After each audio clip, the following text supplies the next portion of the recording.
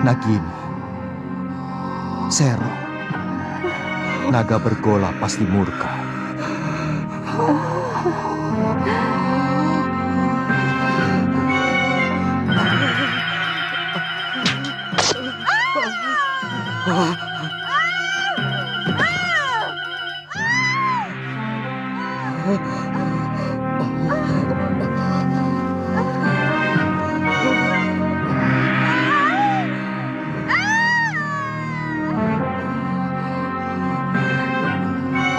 Dharma, kamu mau membunuhku? Kurang ajar. Kamu akan aku adukan kepada Kakang Naga Bergola. Aku tidak sengaja, Nagini. Prabu Angling Dharma tak hanya memburu Sanca raksasa, tapi hatinya terbakar oleh pengkhianatan yang menyakitkan. Sanca telah berani menodai istri sahabatnya. Peristiwa yang tak sengaja dilihat ini sekarang menjadi beban yang harus disampaikan kepada Naga Bergola, suami sahnya, walaupun risikonya sangat besar. Jangan kau kira bahwa Kakang Naga Bergola akan percaya. Dia pasti mengira kamu memfitnahku. Aku akan laporkan bahwa kamu mencoba membunuhku karena menginginkan permata abadi di mahkotaku.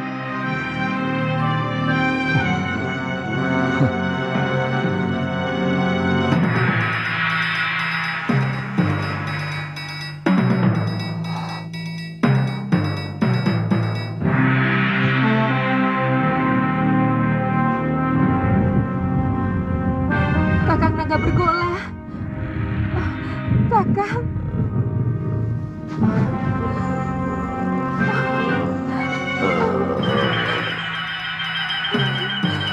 Angling Dharma hampir saja membunuhku, Kakang. Mungkin dia ingin memiliki mahkotaku yang bisa membuatnya awet muda. Apa mungkin sahabatku sendiri tega melakukan kekejian seperti itu, Nagini? Kakang Bergola, keserakahan manusia bahkan bisa lebih keji dari apa yang Kakang bayangkan. Balaskan sakit hatiku, Kakang Bergola. Bunuh si Angling Dharma untukku, Kakang.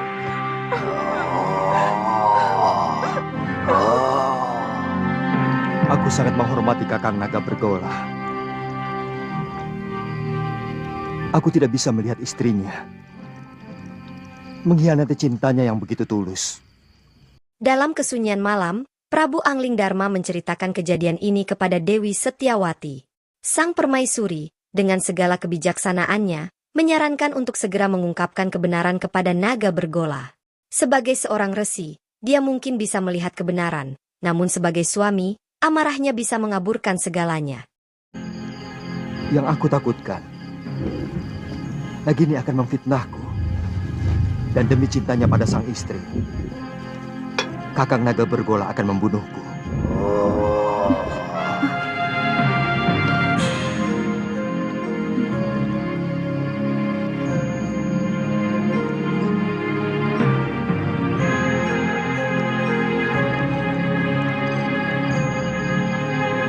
Kakang Naga Bergola, keluarlah. Aku siap menerima hukuman atas kekhilaafanku.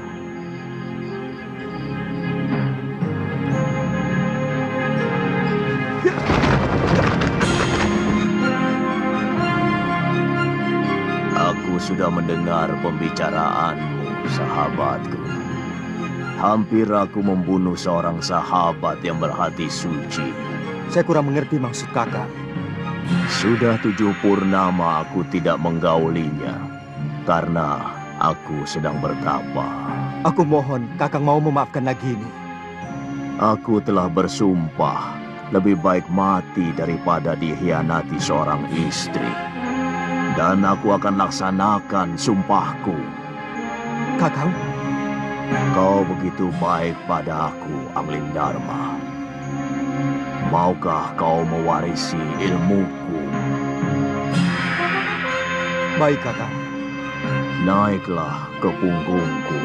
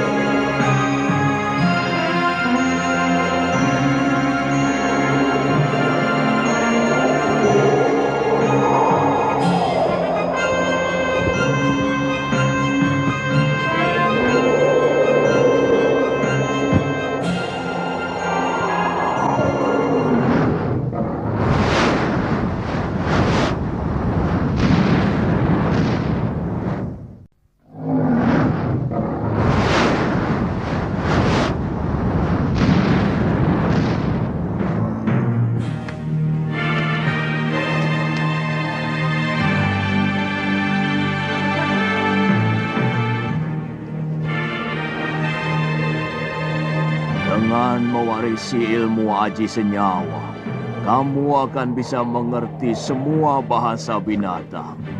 Dan itu akan menambah kearifanmu sebagai seorang raja. Ilmu ini hanya boleh dimiliki oleh seorang. Artinya, kalau ilmu itu diwariskan kepada orang lain, maka pemiliknya yang pertama akan binasa. Tapi berarti saya akan membunuh kakak. Sudah kukatakan, aku akan melaksanakan sumpahku. Sudah saatnya aku akan meninggalkan dunia fana ini. Kau mengerti, sahabatku? Bersiaplah untuk menerima ilmu.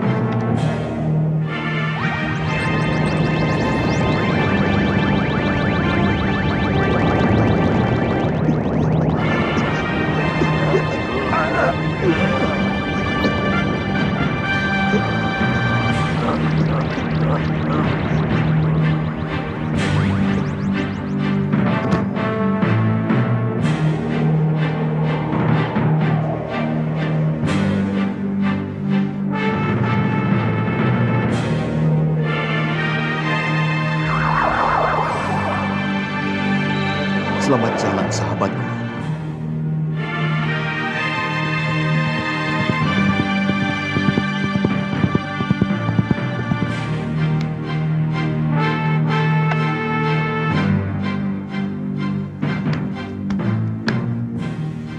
Ada apa, Dinda Ratu? Kakang Pati, semalam Gusti Prabu pergi dengan naga bergola. Tapi sampai sekarang belum pulang. Aku khawatir ada apa-apa dengan beliau. Saya akan berusaha mencari beliau, Adi Ratu. Meskipun saya yakin tidak akan terjadi apa-apa dengan Gusti Prabu, karena naga bergola adalah sahabat sang Prabu. Tidak usah, Kakang Madrim. Aku sudah di sini.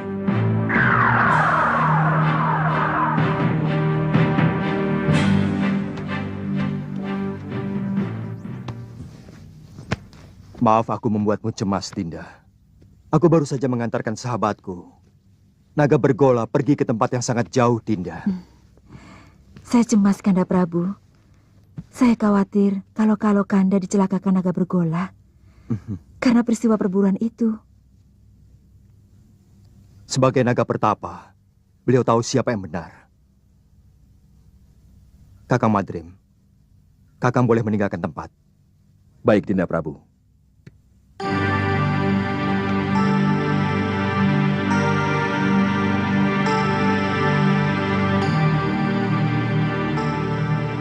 Lihat, sang Prabu juga sedang bermesraan dengan istrinya. Seharusnya kan memang begitu. Semua istri wajib meladeni suaminya. Aduh, Kakang ini mau tahu diri. Aku ini sudah hampir bertelur.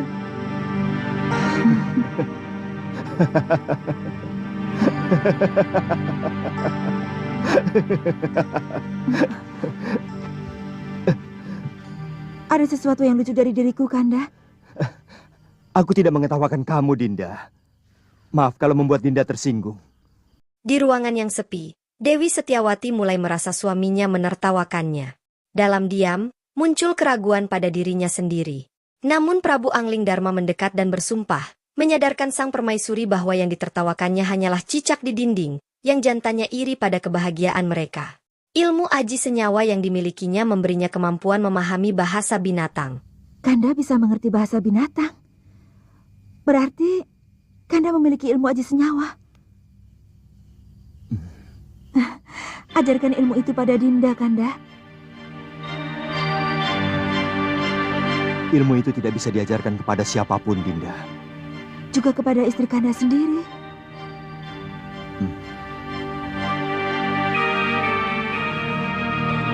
Ternyata Kanda tidak mencintai Dinda. Terus terang, Dinda merasa tidak punya arti apa-apa lagi di hadapan Kanda. Dinda tidak bisa membayangkan bahwa di antara kita akan timbul jarak yang semakin jauh. Karena Kanda mengetahui sesuatu yang tidak Dinda ketahui, seperti yang baru saja terjadi. Dulu kita pernah berjanji untuk sehidup semati demi cinta kita.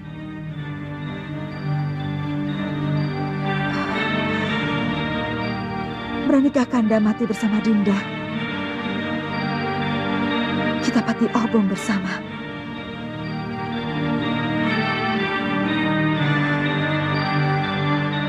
Karena tanpa memiliki ilmu yang Kanda miliki, hidup Dinda tidak ada artinya lagi. Dinda akan terus-menerus diburu rasa ingin tahu apa yang Kanda ketahui.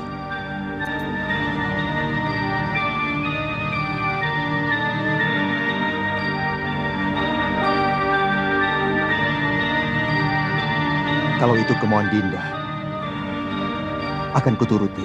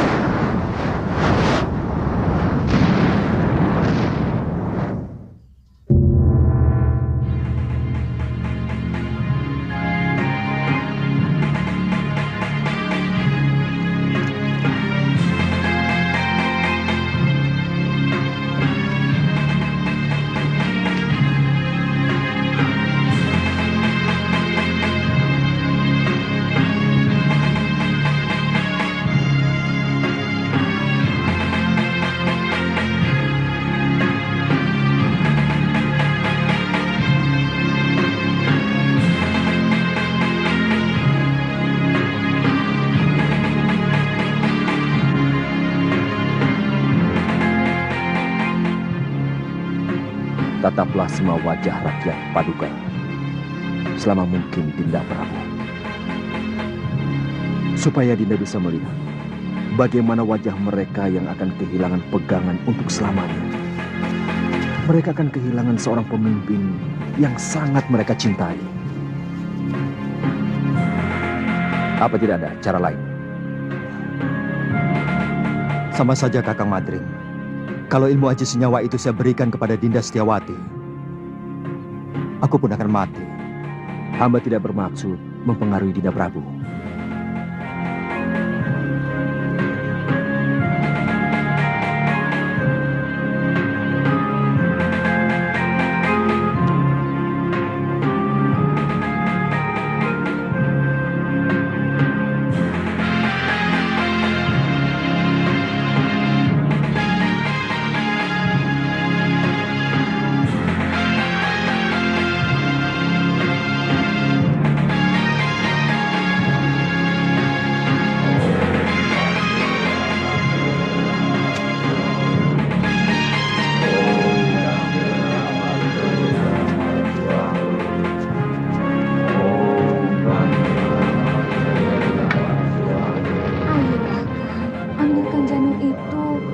lagi ngidam. Aku tidak berani, Nyai. Bisa-bisa aku dibunuh pengawal raja. Kakang. Kakang memang tidak pernah mencintai aku. Dasar bandot. Baik, jika Kakang tidak mau turuti permintaanku, aku lebih baik ikut Pati Obong bersama permaisuri raja. Silahkan, itu urusanmu. Kau pikir aku akan ikut-ikutan Pati Obong seperti raja bodoh itu? Tidak. Raja itu hanya mengikuti keinginan pribadinya. Dia tidak mau tahu bagaimana rakyatnya masih sangat membutuhkan ilmunya. Kalau aku yang jadi raja, aku lebih membela rakyat daripada istri yang sangat mementingkan nafsunya itu.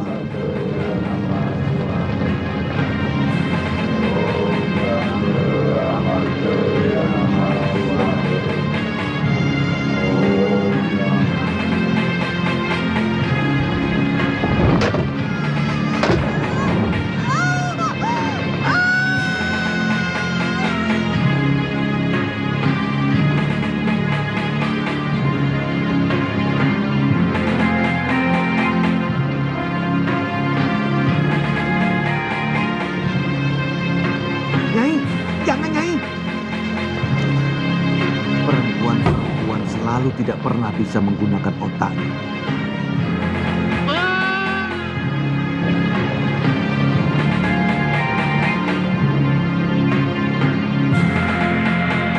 Rakyatku, aku mendapatkan wangsit dari Dewata untuk mengurungkan niatku melakukan Pati Obong. Karena aku harus lebih mementingkan yang paling membutuhkan aku sebagai suami dan sebagai raja. Aku menghargai kesetiaan istriku.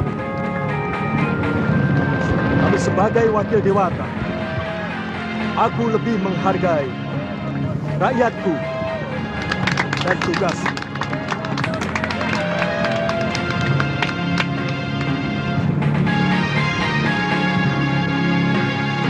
Aku ingin melupakan kepahitan nasibku. Bayangan Dinda Setiawati selalu mengejarku, menuntut kesetiaanku. Sementara aku tidak bisa menuruti kemauannya, yang sangat bertentangan dengan tugasku sebagai raja.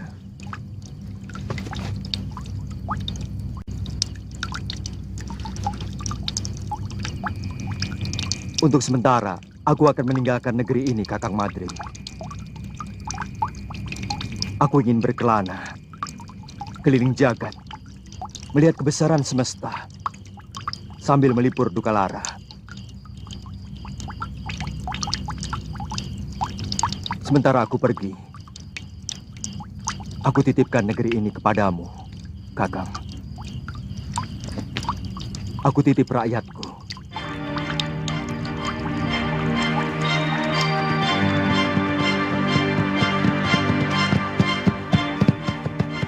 Cukup sampai di sini, Kakang Madrim. Kembalilah. Kabarkan kepada rakyatku bahwa aku sedang bertapa. Baik, Dinda Prabu. Ya. Ya.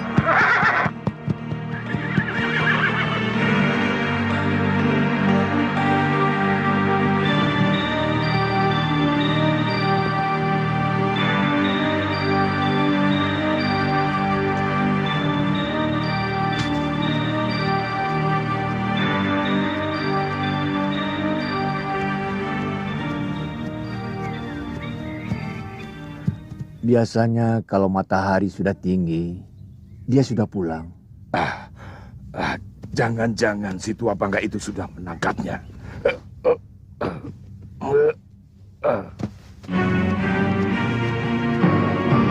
Itu dia.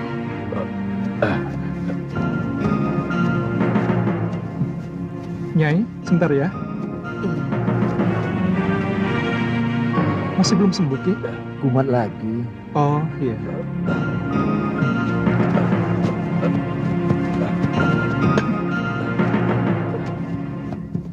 Kenapa lagi, Kakang? Di tempat lain, seorang perampok terluka parah akibat pekerjaannya yang kelam. Meski begitu, ia memiliki hubungan erat dengan Suliwa, seorang tabib muda. Suliwa berusaha mengubah hidup si perampok, namun bahaya besar mengintai. Sudamani dan pengikutnya sedang memburu mereka. Apa salah saya? Penjahat seperti dia tidak pernah mau tahu. Apa kamu salah atau tidak? Lebih baik sementara kamu ikut aku ke gerobogan. Kamu bisa tinggal di rumah orang tuaku. Tapi kasihan kalau nanti ada penduduk yang memerlukan pertolonganku. Goblok. Kasihani dulu dirimu sendiri. Baru kasihan sama orang lain. Nyawamu sedang terancam. Malah mikir orang lain.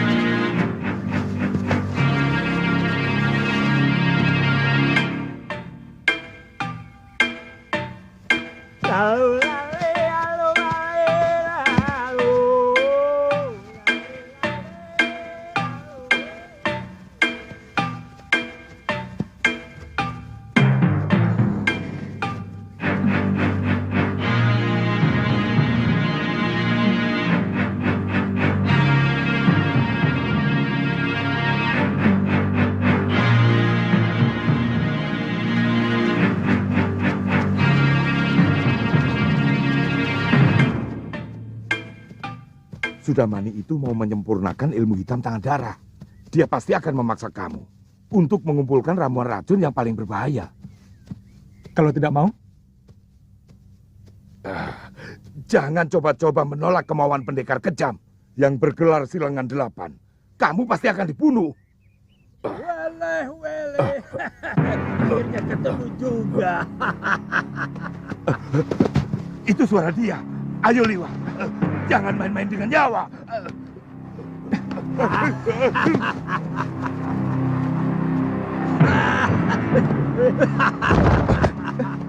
Naget? Ayo, siapkan pakaianmu dan segera ikut saya. Jangan takut. Kalau kamu ikut saya, kamu akan aman. Saat ini banyak penjahat yang menginginkan dirimu.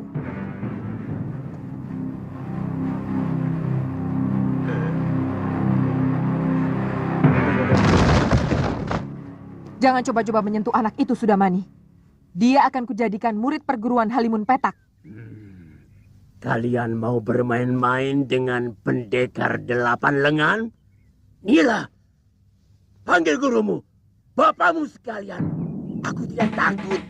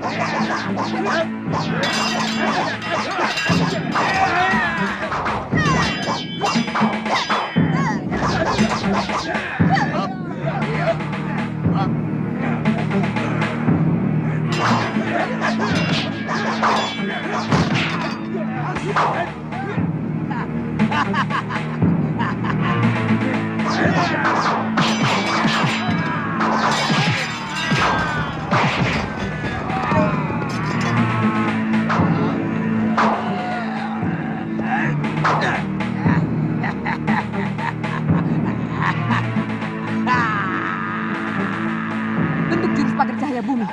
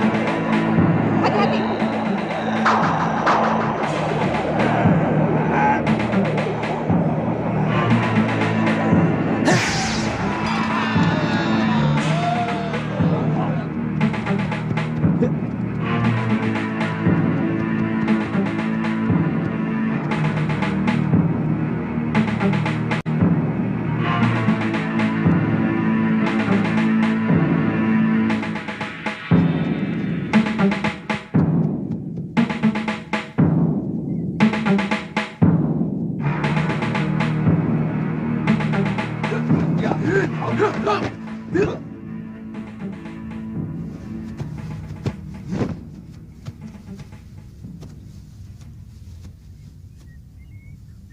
mau melayani aku, anak-anak?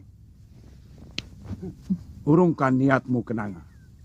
Kalau kau berani menyentuh Suliwa, akan kusayat-sayat tubuhmu.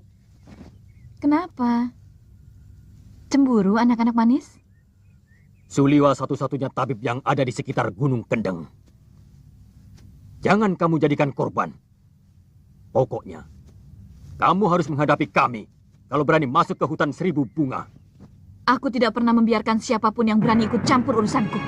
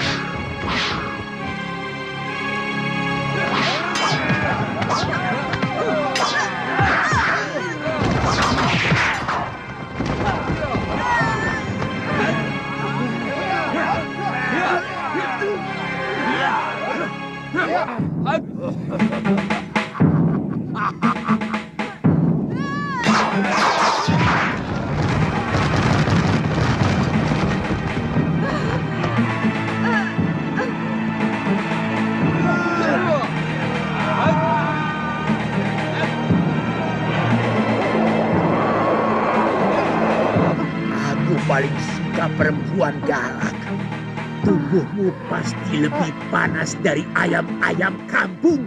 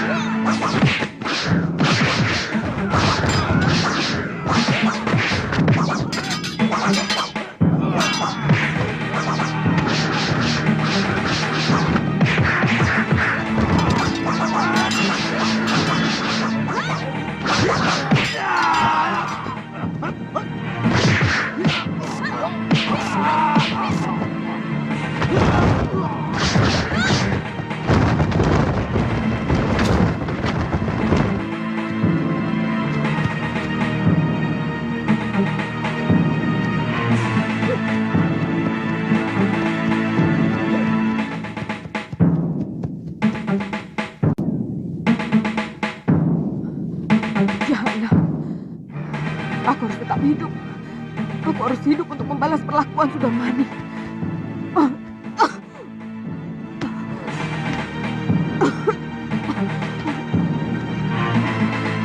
Suliwa!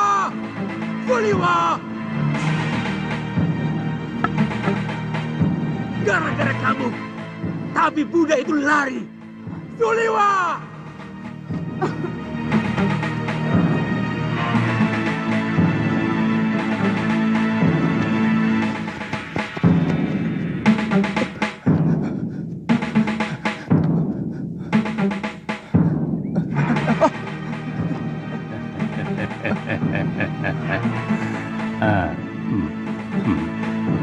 Mencium bau keringatmu, kamu pasti si tabib dari hutan 1000 bunga. Kebetulan, tidak usah takut pada paman. Aku akan menyelamatkanmu dari orang-orang jahat yang mau menangkapmu.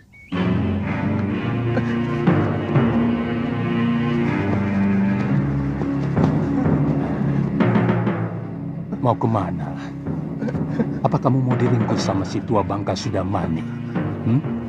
tubuhmu bisa direncah dan jantungmu akan dimakan. Suliwa, banyak pendekar yang menginginkanmu. Aku kasihan padamu. Jauh-jauh dari Gunung Purwo aku datang adalah untuk menolongmu. Ciptra Genjik menjelaskan bahwa tubuh dan kemampuan Suliwa sangat diincar oleh para pendekar aliran hitam di tanah Jawa. Suliwa, yang dianggap sebagai titisan Batara Surya, kini menjadi target para pendekar tersebut.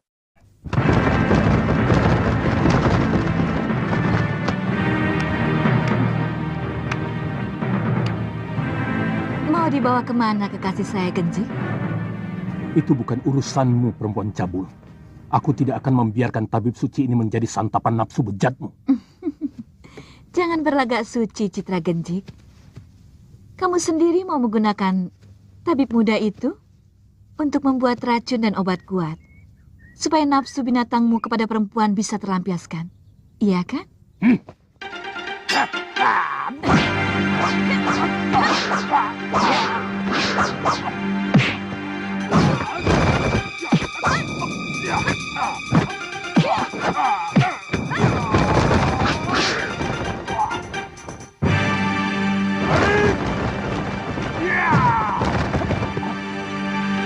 Ayo.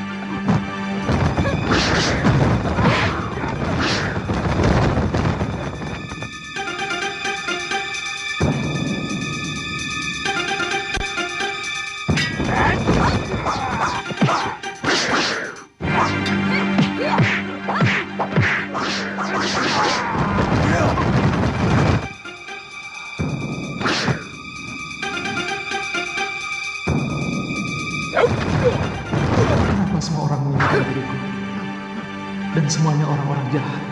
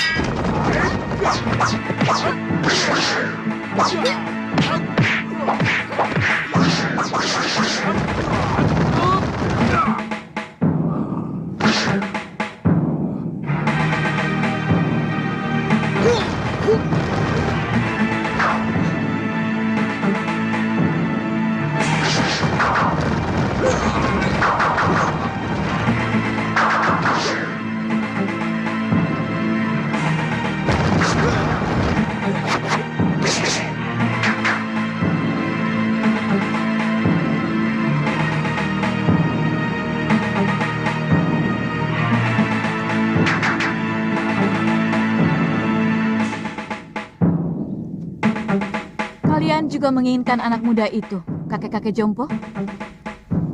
Dia akan saya angkat sebagai murid. Tidak seperti kalian yang mau membunuhnya. Tidak usah basa-basi, kakek Jompo. Siapapun tahu kalian menginginkan obat awet muda itu, agar kalian bisa tetap menguasai jagat persilatan di tanah Jawa ini. Terserah penilaianmu. Bagaimanapun, keselamatan tabib muda itu menjadi tanggung jawab saya. Bukan cuma kamu, Pak Haron. Aku lebih bertanggung jawab pada Suliwa. Karena orang tuanya adalah sahabatku, bahkan masih termasuk kerabat dekatku. Begini saja. Karena kita semua menginginkan anak itu, maka saya kira cukup adil kalau kita tanyakan langsung pada yang bersangkutan. Dia mau ikut siapa? Setuju? Tapi sebagai pendekar, kita harus menghormati sebuah kesepakatan.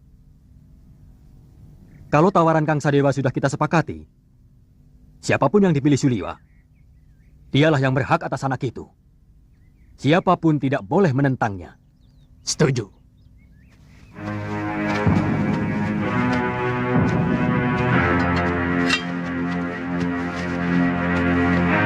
Suliwa, percayalah, saya akan mengangkatmu menjadi murid. Aku akan menjadikanmu jago dari segala jago. Aku akan perlihatkan kepadamu kenikmatan hidup, Suliwa. Keindahan wanita yang jarang dimiliki orang lain. Apalagi oleh kakek-kakek jompo ini. Suliwa.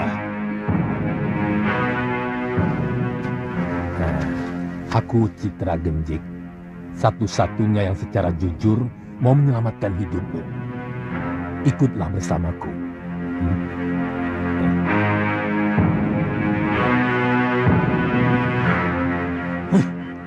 Kenapa kita tolol mengikuti gagasan banci dari orang jompo itu? Kita kaum pendekar. Selesaikan saja secara pendekar.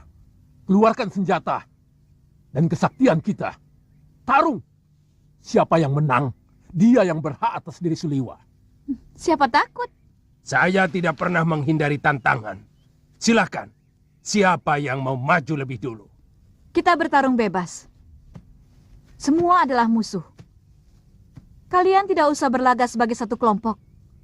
Aku tahu, kalian bukan satu kelompok perguruan. Sudah, jangan banyak mulut. Aku Ki Brangas. Aku menantang kalian semua. Ayo.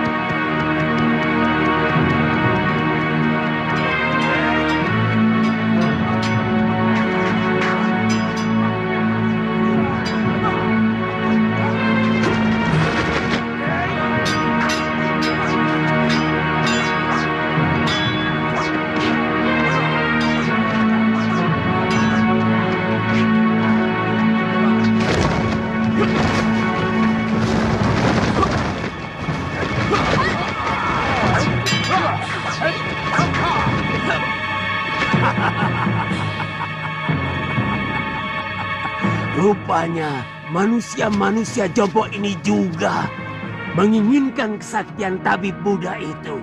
Jangan banyak mulut, Sudamani. Kau pun mau dia juga, bukan?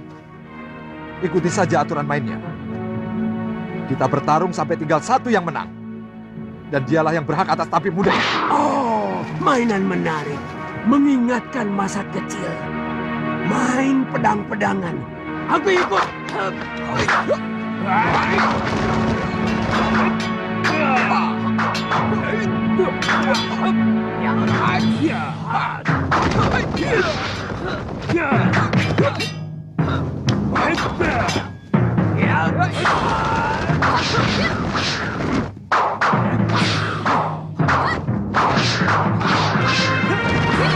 Hentikan! Prabu Angling Darma akhirnya tiba, mencemooh para pendekar yang memperlihatkan keserakahan mereka dengan memperebutkan seseorang yang tak berdosa. Menyebut tindakan mereka sebagai tontonan murah, ia melihat kelemahan mereka dengan jelas. Apa yang mau kalian pamerkan? Jurus-jurus kalian masih mentah dan dangkal.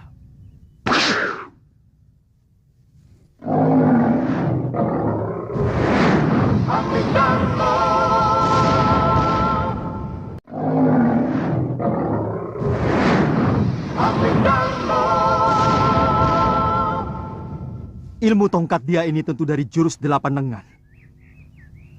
Tapi masih jauh dari sempurna. Weleh. Siapa sebenarnya kamu? Kesombonganmu sudah mencapai langit.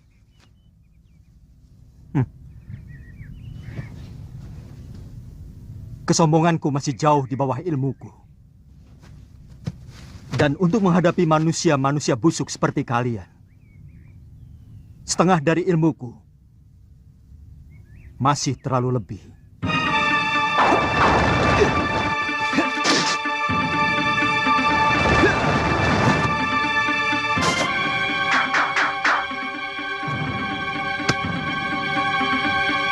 Siapa sebenarnya dia?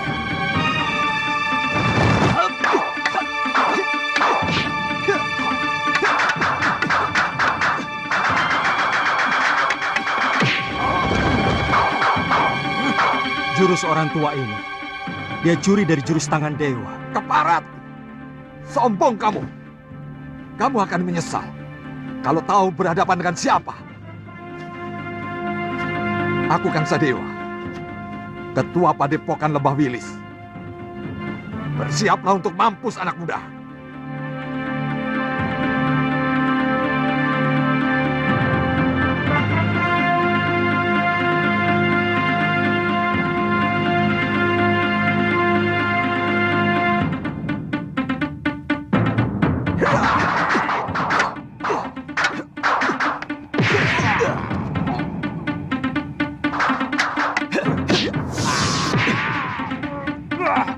Gerakanmu cukup enteng di sana, tapi permainan tombakmu belum pantas disebut tombak sakti.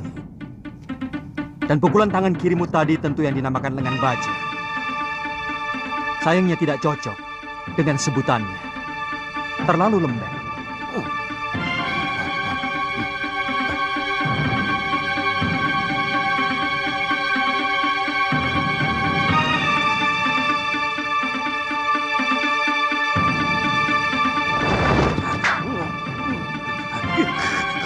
Budak orang ini. Baik, kamu akan kuajar bagaimana memainkan jurus Raden Subali yang benar.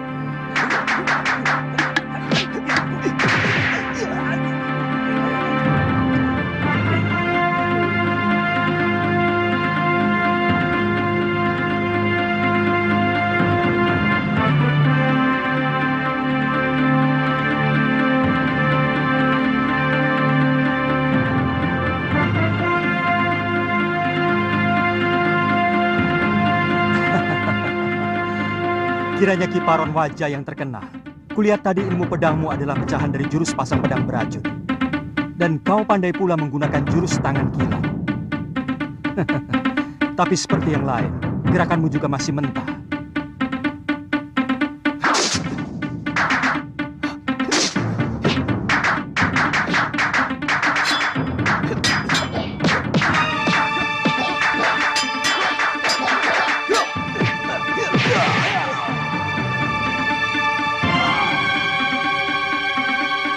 Saya mengaku kalah, Tuan Pendekar. Tuan mampu meniru semua gerakan dari semua lawan Tuan. Tuan benar-benar hebat. Tapi sebagai sesama pendekar, sangat mustahil kalau saya harus lari tinggal gelanggang colong pelayu. Sebelum membuktikan dengan jurus-jurusku, saya tahu Tuan memiliki Aji Desendriya, ilmu 10 indera yang mampu menirukan semua ilmu.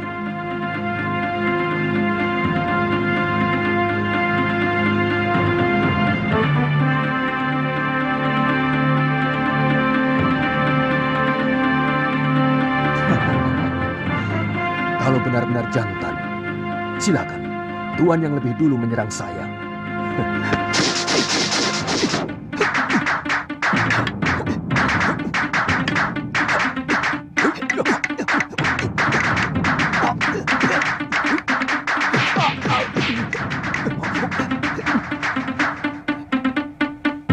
Gila, dia benar-benar bisa memainkan jurus-jurus ciptaanku sendiri. Benar-benar iblis.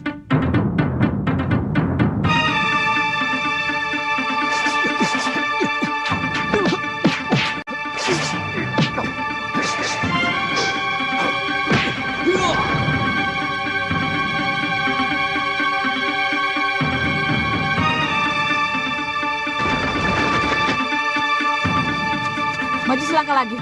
Dukun cilik ini aku bunuh.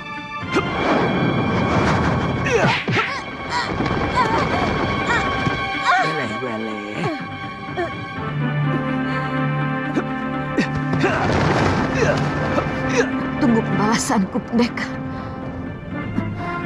Benar-benar pendekar sejati. Kesaktiannya begitu sempurna. Padahal umurnya masih muda.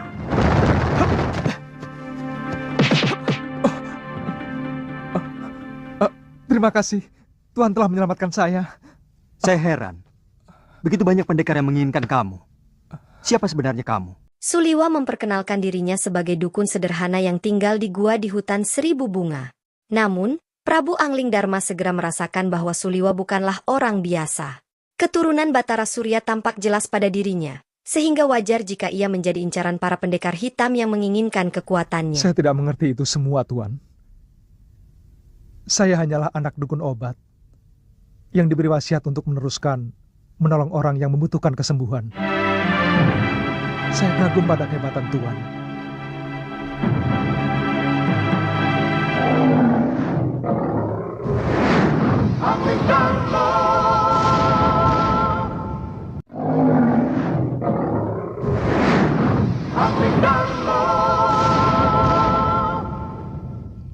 Saya kagum pada kehebatan Tuan. Pasti Tuan adalah raja dari segala pendekar. Tuan bisa memainkan semua jurus yang dimainkan oleh para pendekar sakti itu. Yang kulakukan itu namanya ilmu Desyandria. Intinya meminjam pikiran dan gerakan lawan kita dengan hanya melihat. Kalau boleh tahu, Tuan dari desa mana? Aku dari Malwapati. Namaku Jaka Kelana.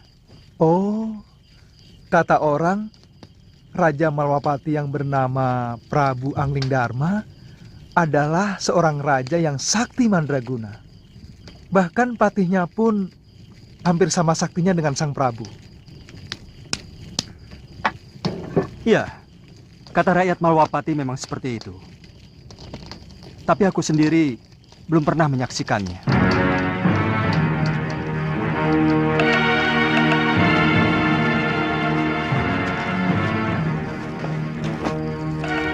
Maukah Tuan menerima saya sebagai murid? Saya ingin memiliki ilmu Desandria agar saya bisa menolong penduduk yang lemah. Pemegang ilmu Desandria harus lebih dulu memiliki dasar ilmu silat yang sangat kuat, Suliwa. Sebab ilmu itu menyerap dan menirukan jurus apapun yang kamu lihat. Tapi saat ini tidak bisa, Suliwa. Masih banyak tugas yang harus aku kerjakan. Tapi kalau kamu mau, aku akan menitipkanmu pada guruku, Empu Mahasyura. Dia seorang pendekar yang mumpuni dari Padepokan Sugalu.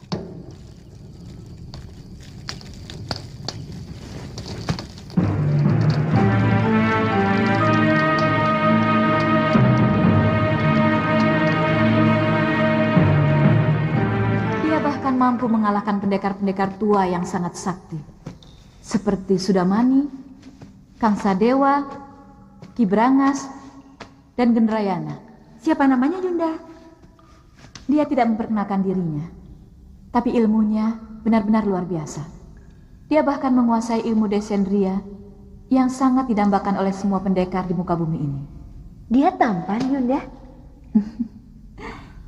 Dia muda dan gagah sekali. Dia lebih pantas menjadi raja atau pangeran dari sebuah kerajaan. Jantungnya pasti sangat lezat untuk kita santap.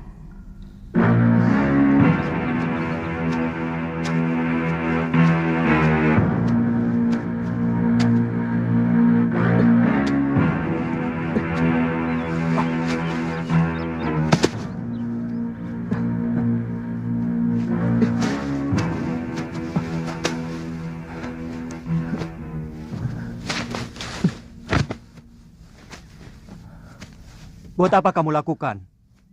Biarkan saja mayat-mayat itu. Dia akan membusuk sendiri. Atau dimakan anjing hutan. Bagaimanapun, mereka manusia, Tuan. Sama seperti kita. Mereka berhak menerima penghormatan terakhir sebagai manusia.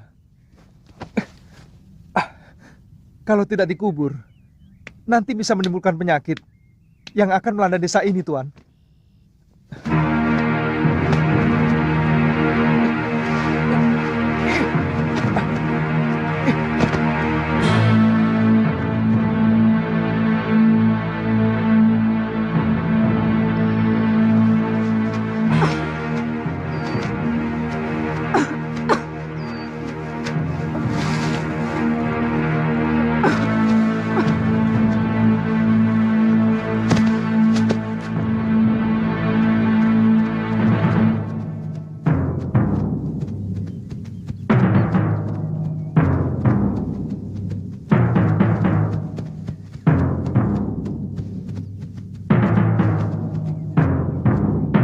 Ada apa lagi, Liwa? Kelihatannya belum mati, Tuan. Kita harus menolongnya.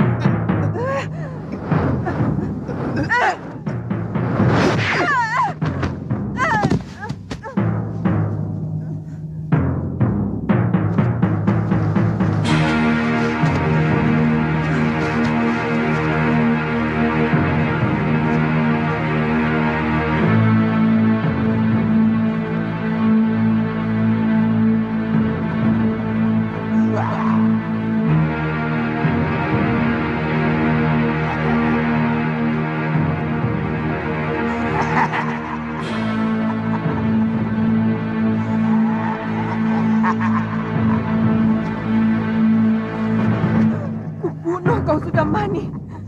Kau telah membantai 12 saudara seperguruanku. Kau telah menghabisi semua anggota perguruan Halimun Petak.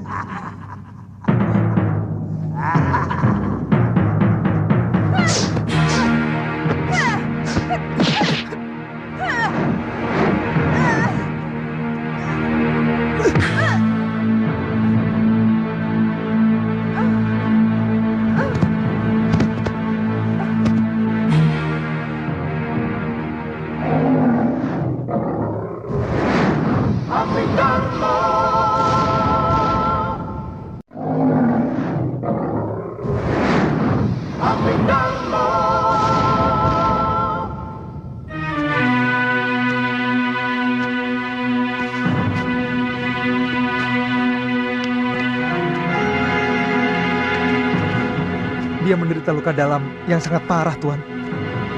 Aku melihat dia juga menderita tekanan batin yang luar biasa. Berikan obat untuk meringankan luka dalamnya, Suliwa.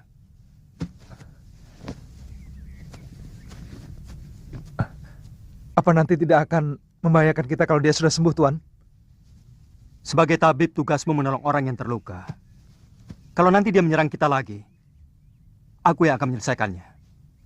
Suliwa kemudian memberikan obat kepada Nila Saroya dan bertanya-tanya, apakah mereka akan meninggalkannya di hutan belantara yang penuh bahaya. Prabu Angling Dharma memutuskan untuk menitipkannya kepada Empu Mahasyura di Padepokan Sugaluh, tempat di mana wanita itu akan lebih aman. Kalau begitu kita bawa dia ke Padepokan Sugaluh. Mungkin guru bisa menolongnya. Naikkan dia di atas kudamu, dan kamu ikut aku. Baik, Tuan.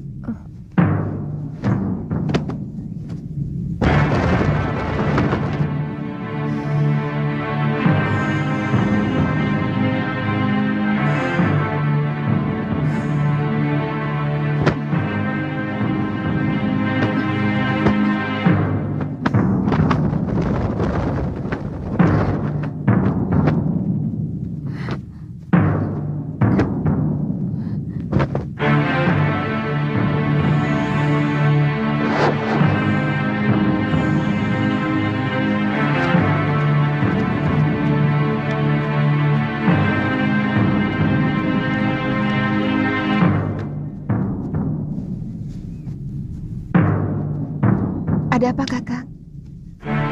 Ada 3 orang yang sedang menuju kemari. Dan yang satu sudah sangat kita kenal. Siapa? Gusti Prabu Anglingdarma.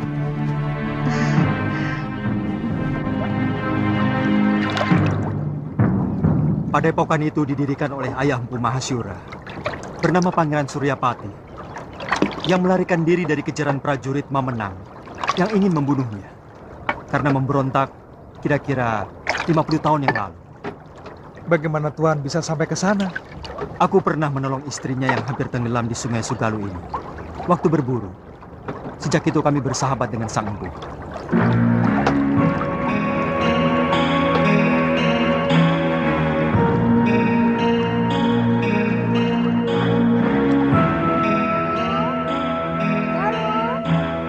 Ada apa, Biung? Ganti bajumu. Malu menyambut Gusti Prabu dengan pakaian seperti ini. Apa benar Gusti Prabu Anglingdarma mau berkunjung kemari, Yung? Saya benar-benar ingin melihat wajah seorang raja dari dekat. Kamu masih kecil waktu Gusti Prabu nyantrik di padepokan ayahmu. Dia sangat sayang kepadamu. Bahkan kamu sering digendongnya.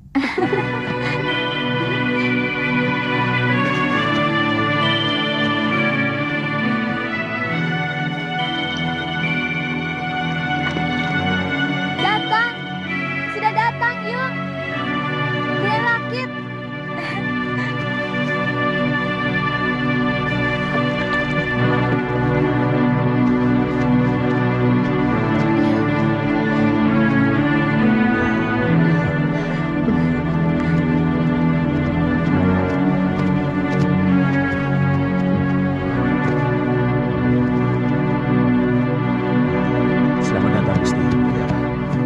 Maaf, tidak usah, Guru.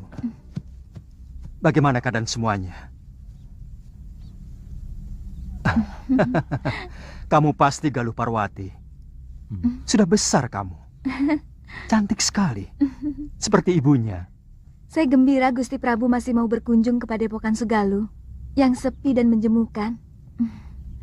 Oh iya. Saya lupa pernah berjanji kepadamu untuk mengajak pergi ke Malwapati.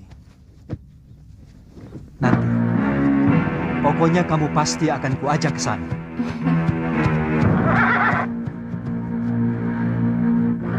Maaf, siapa dia, Gusti?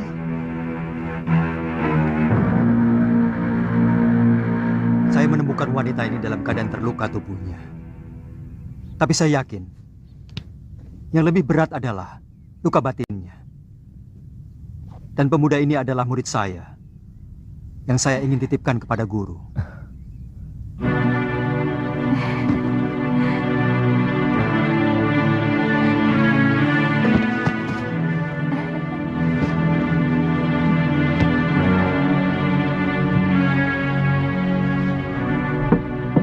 Saya ikut bela sungkawa, Gusti. Begitu singkat, Gusti Setiawati menemani Gusti.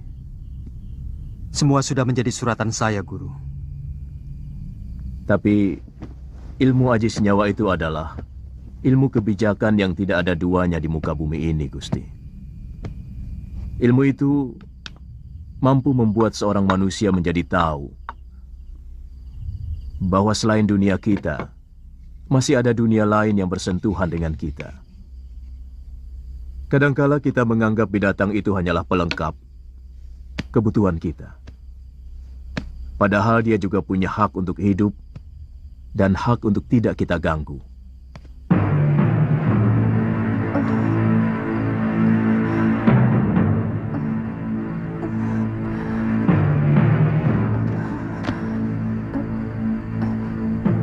Di mana saya?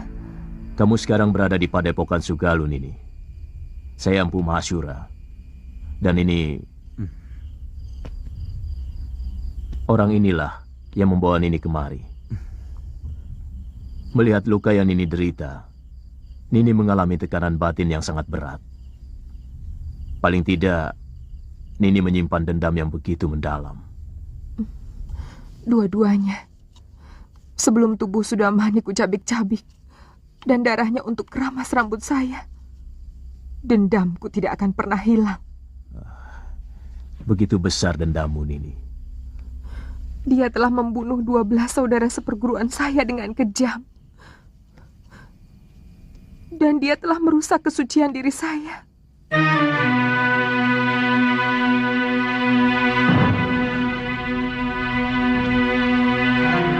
Istirahat saja dulu, Nini.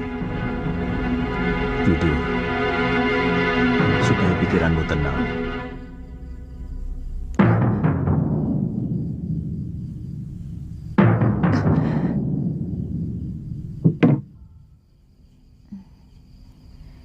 Seorang lelaki itu lebih pantas menjadi pendekar daripada menjadi tukang obat. Itu kenapa saya mau nyantrik di padepokan ayahmu. Tapi seorang tabib juga sebuah pekerjaan yang mulia.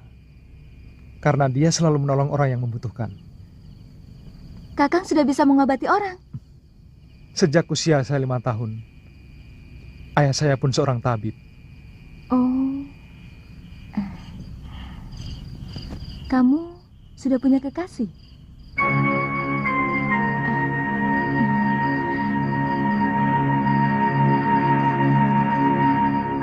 Maaf, atas pertanyaan saya. Pasti kekasihmu cantik sekali. Kenapa kamu memastikan? Kamu gagah, tampan. Dan kamulah gadis tercantik yang pernah saya lihat seumur hidup saya.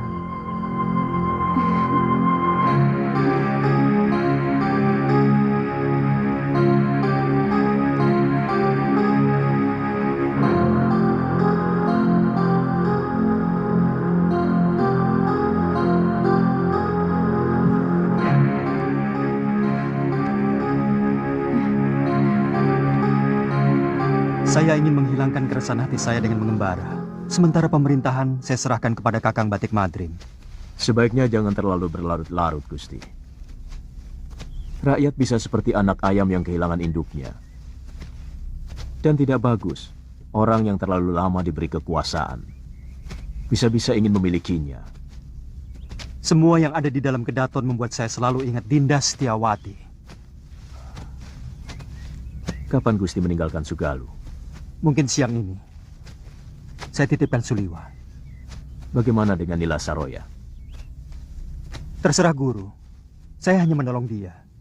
Kalau dia mau menjadi murid guru, keputusannya ada pada guru sendiri.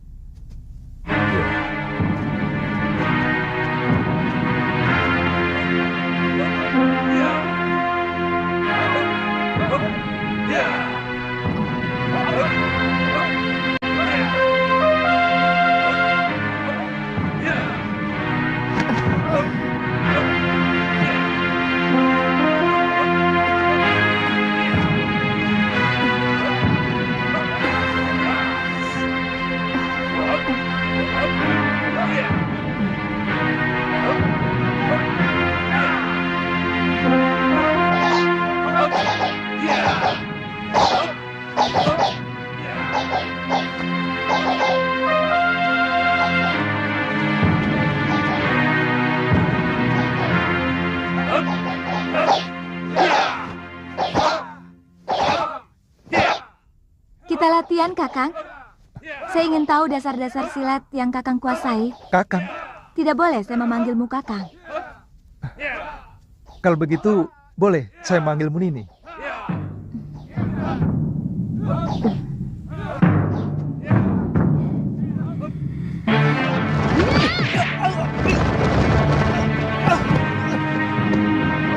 Kenapa Kakang tidak menangkis? Nini kan tidak menyuruh saya untuk menangkis. Jangan bodoh. Siapapun akan menangkis kalau diserang. Saya memang belum pernah diserang orang.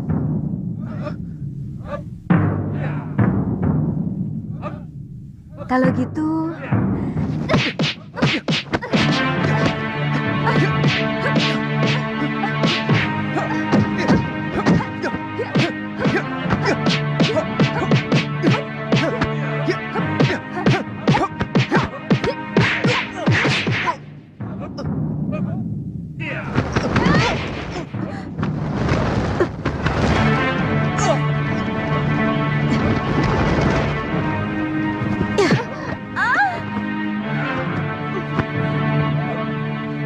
begitu, Galuh. Kamu harus minta maaf pada Suliwa.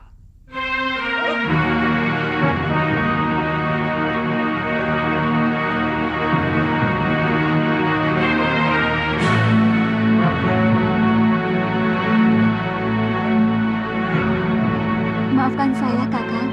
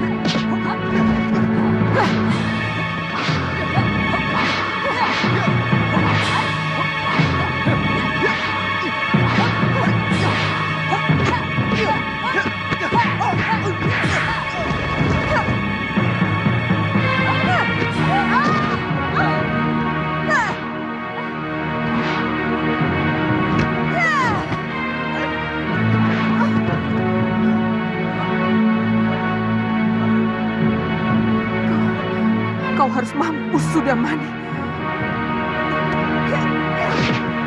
Jangan menyerang ini. Dia bukan Sudamani. Jangan.